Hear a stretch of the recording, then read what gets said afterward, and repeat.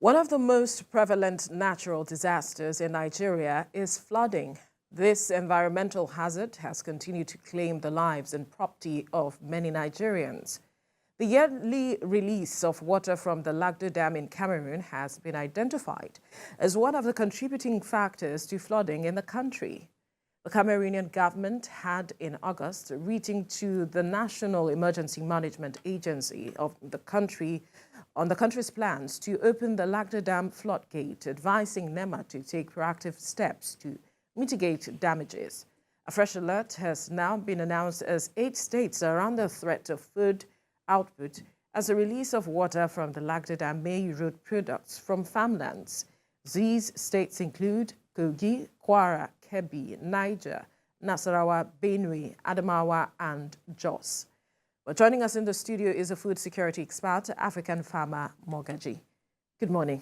Thank you for joining us. Thank you for having me. Now, let's even begin with what we saw. If last year, what we witnessed, we saw loss of farmlands, so many were washed away.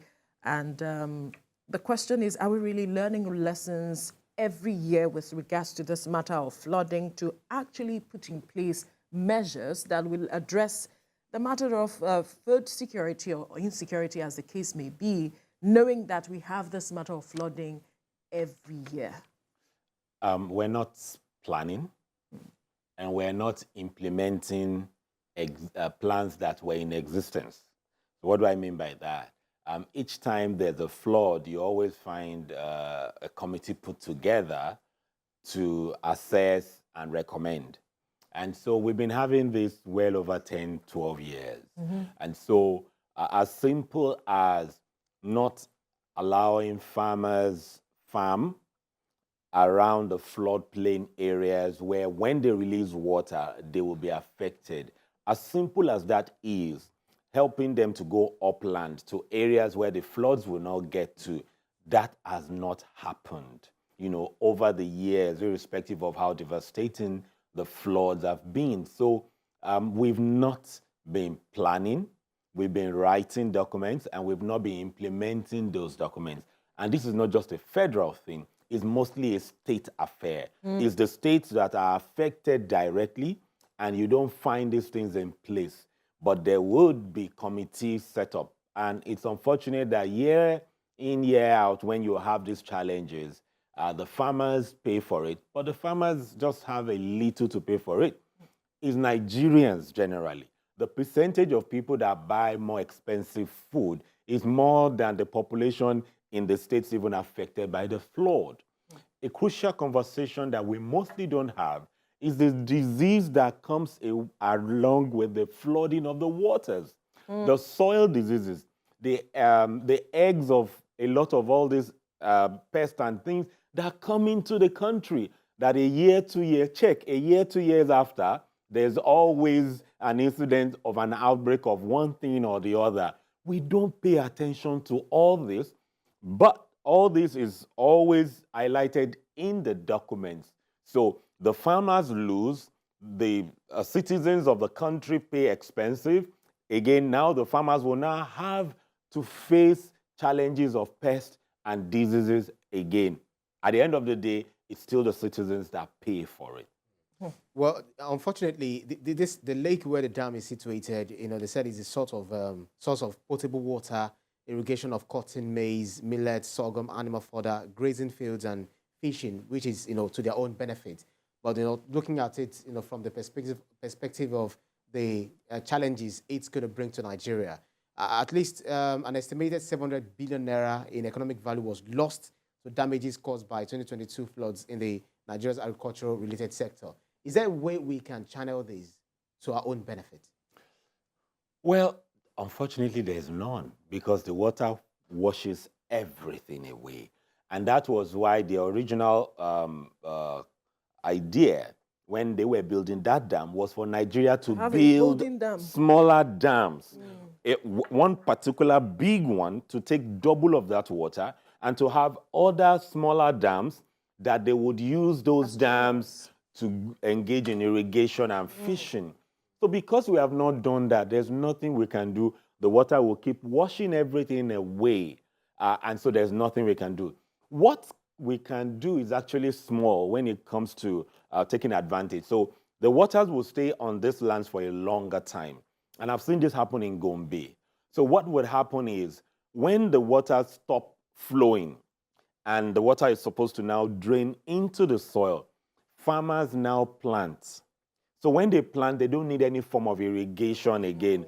The water, because the land has been the soil is oversaturated with water, they now plant in it. And so by the time that crop is being harvested, it doesn't need any form of irrigation. But the farmers, pay through their nose to do that. And they are also not leveraging all the available lands that they can farm on. So what should be happening is, we know we don't have the dams. There's nothing we can do. But can we leverage? Can we work with the farmers such that we have equipped them? They are also waiting for the waters to recede. And as it's receding, they go into their cultivation. They do mostly vegetables. But we're not even doing that. So it's a total loss that Nigeria embarks on every time there's flooding. And don't forget, this is just Lado Dam. Lado Dam. The other predicted rain that is likely to still flood through the Keregoj Dam to Onyo, down south, that's still there. So we may say, we're not having heavy rainfalls. It's not heavy rainfalls that is a challenge. It's that you would have a 2 weeks rainfall fall in 2 hours. And so right now we're having a refreshing day saying, the rains are not falling. But if we have that intense rainfall, they have to quickly open the dams. So that already had been predicted. So if that happens, and you now have everything coming, it's still coming from the north, ending down. So you now have Benue and Kogi having more flood waters. Now it's going to affect an aspect of Kogi, Benue, not all of them. But if you now have this other part coming also from the northern part, then we have challenges. Don't forget, all these dams lead to each other. Yeah, that's right. Ikeregoj Dam in Oyo State, in Iseyin, is what floods Ogun. And the Sherry and Co. It is the Iseyin Dam, Ikeregoj Dam, that floods. And so that also takes water, And so what normally happens is if they open the dam, because I've operated, farms across that value chain, especially in the dry season. When they open Ikeregoj Dam, which is also in Iseyin, before it gets to the irrigation plots where we use, owned by government, takes a minimum of 8 to 14 days when they've opened the water.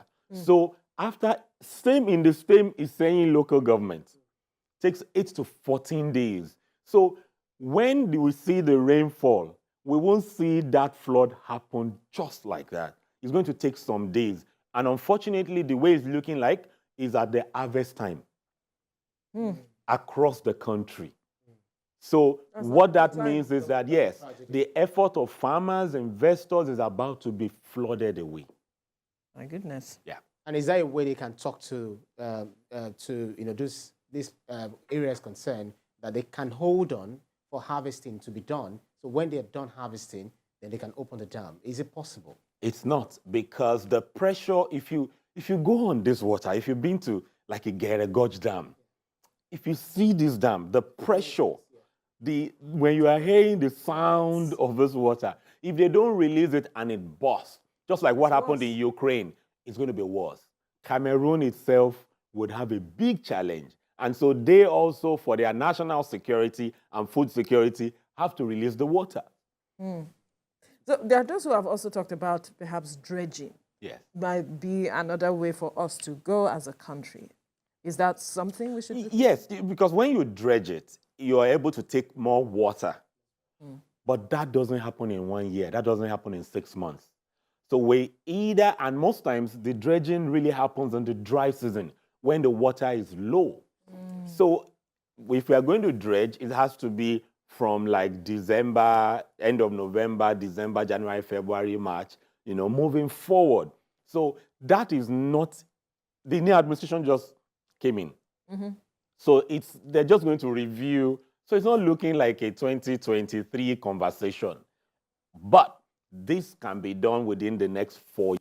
But as at now, we really need to leverage the river basins, the irrigation projects, encourage private sector to go into irrigation, push out more incentives so that people can plant a bit of upland. If not, food is expensive, but very soon it will really go up because the rice is gone. Because all these states are major rice producing states. Right. Many of them are major staples, yams and cassava. Benue and Kogi does a lot of that. Nasarawa. So when you check, and in fact, Edo does a chunk of the fruits, plantain, pineapples. Edo feeds Lagos with pineapples and plantain and banana. And even pawpaws. Those four critically come from Edo. So beyond, as we're looking at it, we're looking at the flow of the waters. When it crosses the road, like it did 2022 in Kogi, meaning food coming from the north could not get into Kogi, so it wouldn't be able to get down south. My goodness. So it's a cocktail of challenges that is brooding. And unfortunately, the documents that is being presented, even with relevant ministries in charge or saddled the responsibility of our food security, is still not taking care of these flaws. At least a document was released last week, and they didn't take care. He mentioned it, but the practicality was not in that document. So bottom line is that, what are you expecting to see? Yeah, so we were, when you read, being an expert in the field, a lot of conversation around, we will start from November. It's not all this, now let me say this, all the lands they use for dry season farming, that's the land that the waters will flood. So even all the documents, you should be talking about upland production in the dry season, as against the lands already marked, designed for dry season. Those lands will be full of water now. So perhaps you need to expatiate on this upland. So upland. Those who are watching may understand what you're talking about. Okay, so let me use Ogun State now. When you want to come into Lagos, you see, Isheri, Bega, they are all lowlands. Ideally, where you find all those buildings, that is where they call it setback. That's where, when it floods, the water is supposed to take all those places. So in the north, where we have most of our agricultural operations going on, they are all lowlands. So the water fills the place like a fish pond. The elevated lands around that area, that is what you call upland. The water doesn't go up, it goes down. So those areas are where we should be channeling irrigation to. And as at now, it's not government that will do it. It's private sector, individuals who want to invest in agriculture. That is what the Ministry of Agriculture needs to embark on the media, saying, do upland, do drip irrigation, as against where we are. So the document presented, if we have floods coming from that takes over Jigawa, Kano, once Jigawa and Kano is taken over with flood, then our food security is going to be heavily challenged, which will affect Kaduna and Co. also. But these lands that we are planning to go and farm in the dry season, according to some parastatals of government or government agencies, those lands are the lands that this dam will flood now. So as we sit, once they release that water, they can't farm those lands again. I'm thinking of extreme measures, to enhance the coping skills for the farmers, because it's really very sad when someone who has, toiled, putting all the effort, you understand all of those things, before you till the ground and all of that. Is there a way they can erect a structure that would serve as a buffer for the, the torrent of the water coming? Or, I don't know whether it's possible that you can remove all of those planted crops and, you replant harvest them. period. Exactly, to another. Well, I don't doubt technology. If they can bring that in.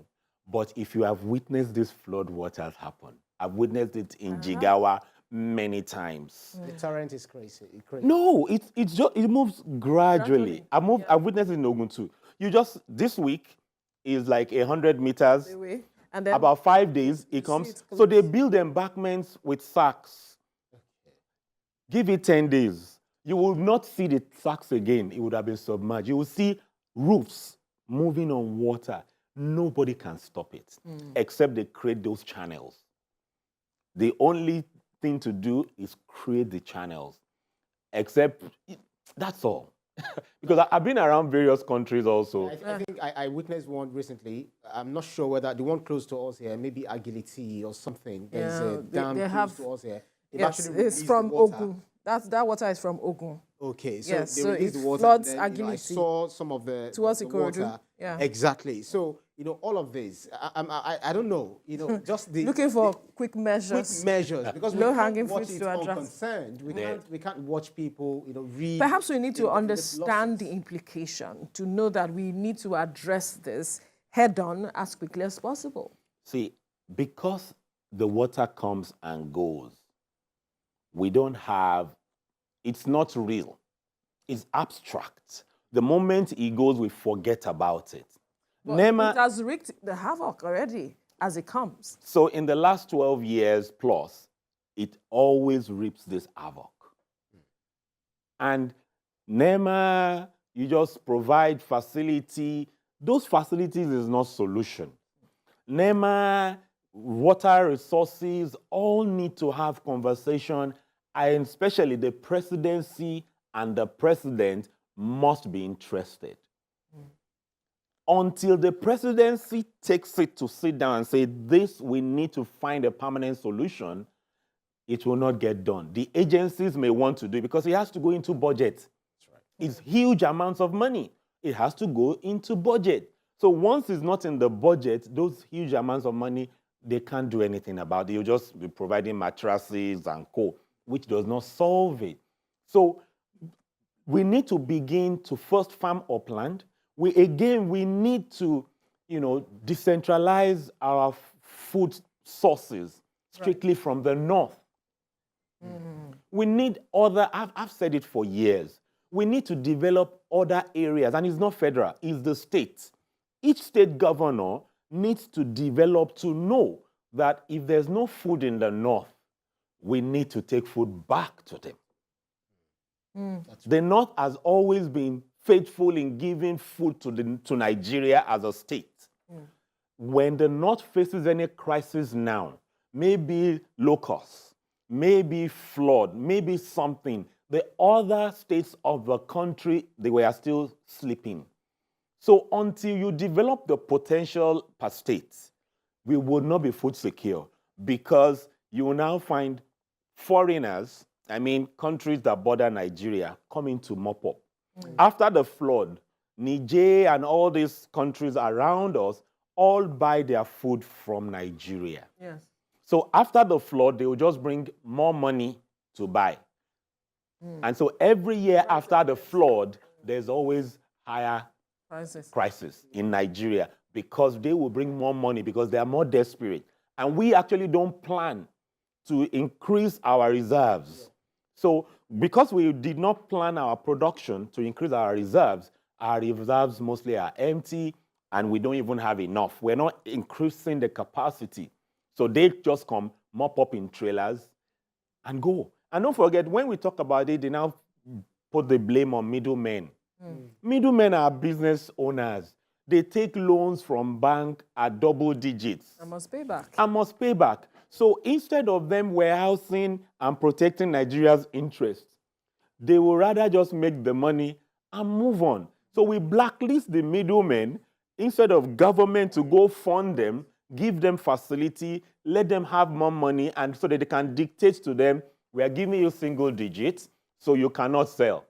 But we are not funding them, we are only pointing accusing fingers at them. So the middlemen are the ones that government needs to go and fund now. Fund them in a sustainable way, not go and dictate to them. Right. Perhaps maybe because the twin dam in Adamawa State, which is meant to contain the overflows, they call it Dasin, Hausa, and the other one. There must have been reports. There must have been maybe some monies allocated for, some funds allocated for, the dredging of this dam or building of these dams, maybe heads should roll. Maybe from there, they should do a lot of research into it, inquiries into it, why that hasn't been done. So if heads roll, do you feel that will solve the problem? No head will roll. See, the current administration is already faced with a lot of challenges. What was predicted is not what they met. I can tell you this, especially in the agricultural sector. What we've been hearing over the last 8 years, rice is available, this is available. They got into the office and discovered that nothing is there in terms of what is reported and recorded. So rolling of heads will distract them from even doing anything. What needs to be done, and I've said it a couple of times, is the river basins. When you say, oh, one river basin has 27,000 acres that can be used for dry season farming.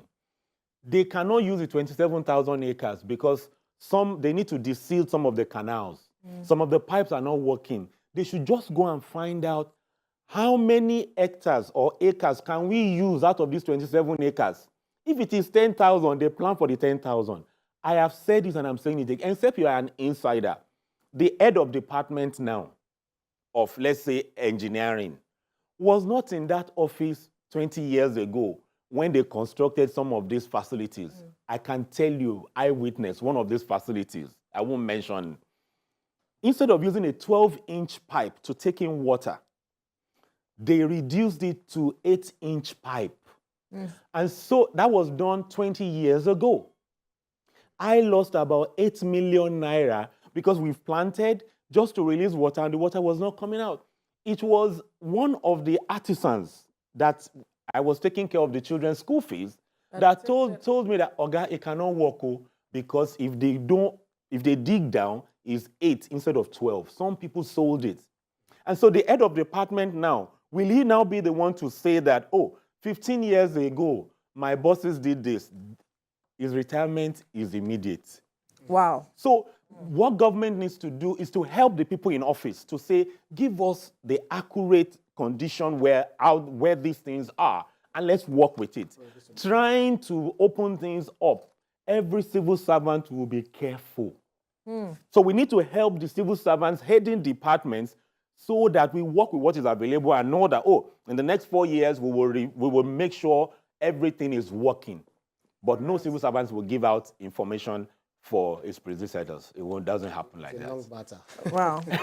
So they may need to sit down with some of us to say, okay, this river basin, this is it. So we can plan. It's the planning. And states have a responsibility to handle. A majority of the responsibility. Right. We have to leave this conversation here now. We must thank you, African farmer Mogaji, food security expert, for your time on the program. Thank you for having me. Thank you so much. Well, this is where we'll draw the curtains on the program for today. Let's tell you that the views and reactions of all our resource persons are theirs and have no connection with TVC News. Up next is Your View with the ladies, and afterwards is This Morning with Yori Folarin. Stay safe. Bye.